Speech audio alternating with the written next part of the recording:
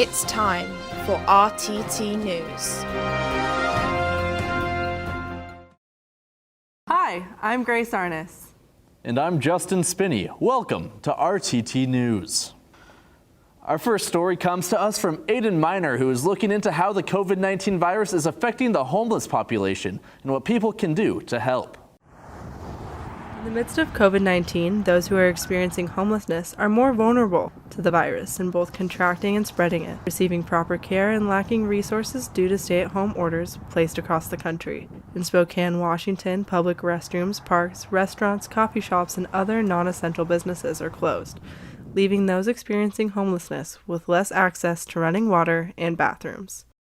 Organizations like Period, a nonprofit that provides menstrual products to those in need, is responding to COVID-19 by sending menstrual products free of charge to service partners and organizations in need across the nation. Nina Sarhan, the president of the Period chapter in Washington, D.C., explains why serving menstruators during this crisis is important. You can't really talk about COVID-19 without talking about the intersectional issues of systematic racism and inequality, is because the people who are going to be getting sick are the people who are going to be living in conditions, who are already subject to conditions and don't have the resources. Those are going to be the marginalized and mostly minority populations. And so that's why it's really important to us to be reaching out to marginalized people specifically. It's going to be easier for them to get sick. They're going to be in more crowded conditions. We all know about the social distancing 6 feet. We all know about the importance of washing our hands often with warm water, and some people don't even have access to that. And so that's why it's most important to us to do whatever we can to cover the basics with what we can do right now. Grace Arness reporting from Spokane, Washington for RTT News. Our next story is from Jade Kennedy, covering her local public health lab in Shoreline, Washington, where they are helping test samples of the COVID-19 virus.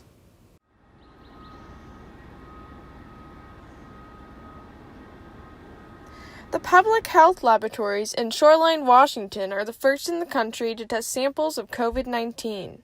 The test sample sent only to the CDC was taking too long, so testing is now done here at the W.R. Geit Public Health Laboratories. Officials say that if samples arrive at the labs in mid-morning hours, test results can come back by 5 p.m. that day. On the Washington State Department of Health's website, they state that as of March 14th, the Shoreline Lab has new testing equipment and can now test more than 200 samples with a 48-hour turnaround time. The Department of Health also states that the goal is to test up to 400 samples a day. The Department of Health has a sample submission form available online, including instructions on how samples are being sent to the Shoreline laboratories. Since the start of the COVID-19 testing at this lab, another lab in the state of Washington, the University of Washington Virology Lab, has started testing as well. For updates and more information, visit doh.wa.gov. With Murrow News, I'm Jade Kennedy.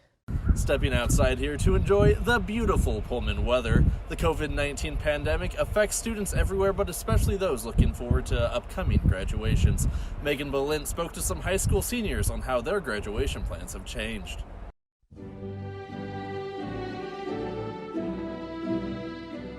High school seniors in the Tri-Cities are facing the possibility of in-person graduation ceremonies being canceled. Last week, Washington State Governor Jay Inslee extended the cancellation of in-person classes until the end of the school year.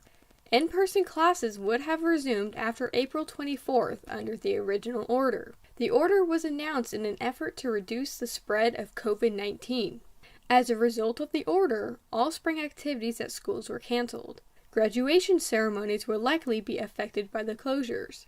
Assistant Superintendent of Instruction Todd Badley says the Richland School District is considering other options for graduation ceremonies. Options include pushing the date back to August or doing an online ceremony instead. If we had graduation in June, the odds of having 5,000 people in the Toyota Center are very slim.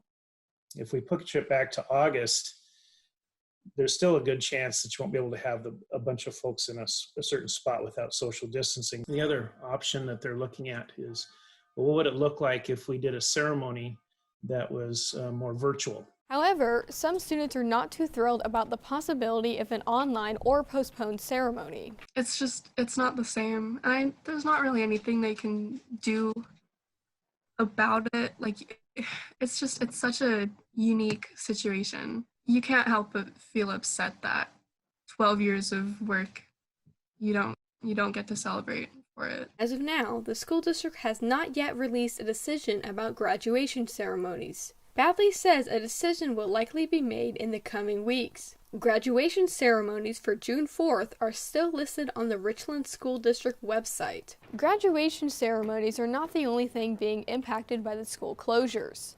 Spring sports, club meetings, and prom were affected as well. Some seniors are disappointed they will not be able to attend their senior prom. I was planning to go to prom. I think a lot of my friends were going and it was going to be like a big fun thing, your senior year prom. It's kind of, a lot of people say it's a pretty big deal. Badley says the school district wants to make sure the seniors still get to end their year on a positive note. He says if the district does decide to move graduation ceremonies to an online format, they will be well done so seniors can take that moment with them for the rest of their lives. From the Murrow College and RTT News, I'm Megan Balint. Here in Pullman, Noah Benson is reporting about on-campus student organizations. Noah talks to the president of the on-campus improv group and the campus theater group about how they are dealing with the COVID-19 virus and how it has affected their organizations. The Chinook, Daggy Student Theater, and Jackson Hall. Once hubs of student activity and academia, they are now closed. While many know that school activities have moved online, what about after-school activities? What are RSOs and student organizations doing now due to restrictions from the COVID-19 virus? I interviewed Emma Dexter, the president of the on-campus improv group Nut House, and Kristen Garza, the president of the on-campus theater program Stage, to see how their organizations are adapting due to quarantine. I think it's affected Stage greatly. We were planning on having our spring production that we've been planning since last spring moved and kind of, canceled in a way, but moved to next semester. Oh, but we are planning a summer camp, which is supposed to happen this summer at a cabin in Idaho, and we're trying to get some people to maybe come teach us improv in the summertime there. While many clubs are planning in-person events for the future, they're also taking advantage of modern technology to make sure things continue in the present. That's right, Noah. Thanks to the internet, many of these student organizations and RSOs have been able to continue their operations by moving their meetings and other activities online. Stage usually has like an exec meeting on Tuesdays and like a general meeting on Thursdays, but since the quarantine happened, we've only been having exec meetings and then just relaying information like through our Facebook page as we would on Thursdays for like general meetings. So remember, just because you're in quarantine doesn't mean you still can't get involved. Organizations like Nut House and Stage are posting updates to Facebook, Instagram, and other social media platforms. Also, make sure to check out KookSync at this URL, where other organizations will be posting general updates and upcoming events. I'm Noah Benson with Mirror News 8. Thank you for watching. Although small businesses are struggling to keep foot traffic during the COVID-19 virus throughout the U.S., Reed Wetzel took a look into some of the more uplifting aspects during this time. In the heart of downtown Pullman lays the epicenter of its small business community. A member of this tight-knit group, Willow Falcon, is the owner of Noshi's, a small store that packs a punch in terms of delicious stuff. Here at Noshi's, they specialize in three things: beer, wine, and cheese. I talked to Falcon about how she and her staff are adapting to business post-COVID. Like the downtown business owners that I know and talk to, they've all said that they've been pleasantly surprised with the support from the community. I know this store has seen some support, and then I think just regular extra customers because we are an option, and it's a smaller store with less customers, so for some people they feel safer here, which is nice. I think people have really recognized the value of the small businesses and what it means to them as the identity of the community. Like almost every small business in America, Noshi's had to change how it served its customers. And luckily enough for them, In March, the Washington State Distillers Guild began to produce the hand sanitizer to end all hand sanitizers. The Mac Daddy of sanitizers produced in a distillery, a whopping 160 proof beast. While not as viscous as its conventional counterparts, it, like all hand sanitizers, should not be consumed. Not using alcohol that you can drink, of course. And yes, it is also highly flammable.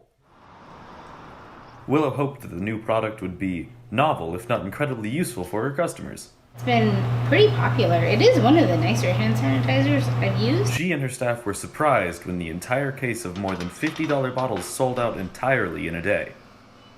Yeah, I got it through wine vendors. We do have access to the distillers' distribution lines, and they have been making hand sanitizers, so of course I brought that on. She began to receive calls from Spokane and other communities more than an hour away to inquire about the hand sanitizer. To help other businesses in the community all know she's local beer, wine, and cheese is 20% off, including beer from Pullman favorites Paradise Creek, Hunga Dunga, as well as my personal favorite, wine from Mary Sellers. In Pullman with RTT News, I'm Reed Wetzel. You've seen him here all show, and now he has a story for you. Many are feeling the negative effects of coronavirus as they adjust their daily lives to fit social distancing guidelines, yet there are still positives to take away from this historical event. Justin Spinney has more. The Pullman streets remain silent as the coronavirus lockdown continues into week 4. Many associate this time with fear, anxiety, and loss. But a deeper look will show something greater at work: humanity. There are countless examples of neighbor helping neighbor and communities rallying together to beat this pandemic. Celebrities and late-night shows look to encourage their audiences, while many news headlines shift from unfortunate statistics to stories of bravery and adaptive ingenuity. Teamwork stands evident in the collective cause of staying inside to keep from overwhelming healthcare facilities and keeping at-risk neighbors safe. Locally, a Facebook page titled Whitman County COVID-19 Community Response and Recovery page emerged with locals volunteering to shop for the elderly or sew masks for Pullman Regional Hospital. Executive Director of the Pullman Chamber of Commerce, Marie Demkoski, praised the response of the local community, saying that people are doing whatever they can to help, and that the public taking positive action comes as no surprise to her at all. While I'm here lounging at home, others are using their talents to fight the coronavirus from the comfort of their own homes. One of those people shares the same bloodlines with me. My brother Brennan Spinney recently decided to join the effort by using his 3D printing knowledge to produce personal protective equipment for healthcare workers thanks to donations from the community. We've raised almost $3,700. We've also got a couple other private donations, but yeah, that's exceeded our goals. We've actually been able to buy 4 new 3D printers with it. At the end of the project, these printers will be donated to schools or maker spaces. So if we have any money left over, we'll just buy some new printers to further STEM education. When I saw this as a potential solution to help people, it just felt like something I had to do. The COVID-19 quarantine will undoubtedly be a memory we'll carry forever. But the continued efforts of the healthcare workers on the front lines, the essential workers that keep everyone supplied, and communities coming together by staying apart, this memory may give us hope for who we are as people. With Murrow News, I'm Justin Spinney. With the COVID-19 pandemic going on, people with immune disorders are having a harder time than normal trying to stay healthy. Chloe Reschke has more on this new life people with immune disorders are living. Hi, I'm here in Puyallup, Washington at the Raleigh residence, here to learn more about how the coronavirus is affecting those with immune disorders in Washington state. As cases of the coronavirus skyrocketed across the country, families that have loved ones with compromised immune systems are on high alert. Blood transfusions. I spoke with Carrie Rowley, a mother with 2 boys that have the X-linked genetic mutation A-gamma-globulinemia. This disease prevents her 9-year-old son, Camden, from producing antibodies to fight off germs. The coronavirus is especially dangerous for the Rowley family. Most of us, except for myself going to the grocery store, have not really left our house. We're giving them treatment and we're just being extra careful. In order to ensure Camden's safety during the pandemic, Ms. Rowley conducts weekly infusions. In order to have a fighting chance against the virus, Ms. Rowley's son relies on plasma donations from over 60,000 people. As cases of the coronavirus begin to flatline in other parts of the world, the fight is far from over for families like those of Miss Rowley. I don't know what this means for the future, which is one of my biggest fears, because eventually my husband's going to have to go back to work, my healthy children are going to go to school, and at any moment they could bring something home that our other kids could get. Luckily, Camden's spirits are high throughout the pandemic. With the help of his favorite candies, Scooby-Doo, and social distancing, he can't help but continue to smile. In Puyallup, Washington, with the Edward R. Murrow College of Communication, my name's Chloe Reschke. Thank you for watching RTT News. Stay home, stay safe. Good night, Pullman.